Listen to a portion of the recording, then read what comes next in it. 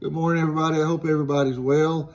As you know, we're still reading through our Bible. A lot of us are reading chronologically through our Bible. And we're reading in Job, just started in Job. Job's an encouraging book to me, but it's kind of rough also to read because of all the bad things that happened to Job. But, you know, all of us have gone through trials and tribulations in our life. I've just been in one recently, and I've talked about before with y'all, pretty rough trial. All of us have been through them. I'm not the only one that's been through them. And I'm certainly not going to compare my trial to Job's trial. But I will say that as we read through Job, we see that he was a blameless man, the Bible says. He was a man of integrity.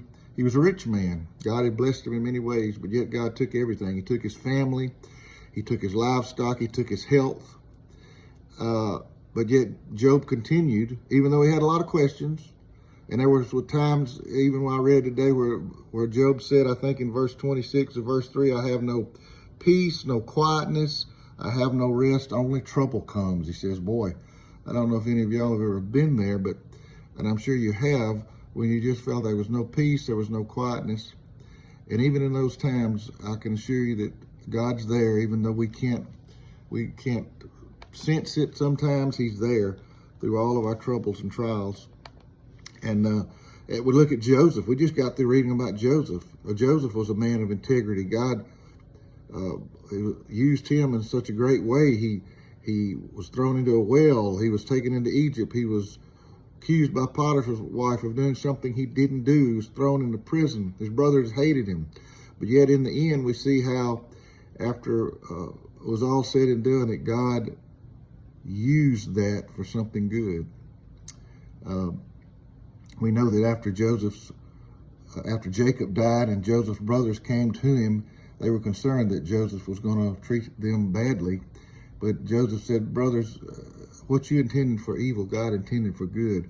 All that famine that came on our land, if you hadn't thrown me into prison and done all that you did, I wouldn't be here to get us out of this. God wouldn't have sent me here to get us out of all of this. So God intends what we intend for evil, God intended for good. And we know that Romans 8:28 says that all things work together for good to those who love the Lord and are called according to his purpose.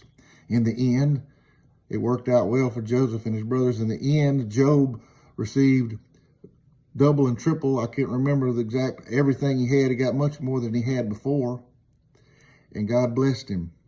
So God's working all things out together for good in our lives. And on down further in verse 8, it says, yet in all these things we are more than conquerors through him that loved us. For I am persuaded that neither death nor life, nor angels, nor principalities, nor powers, nor things present, nor things to come, nor height, nor depth, nor any other created thing shall be able to separate us from the love of God, which is in Christ Jesus.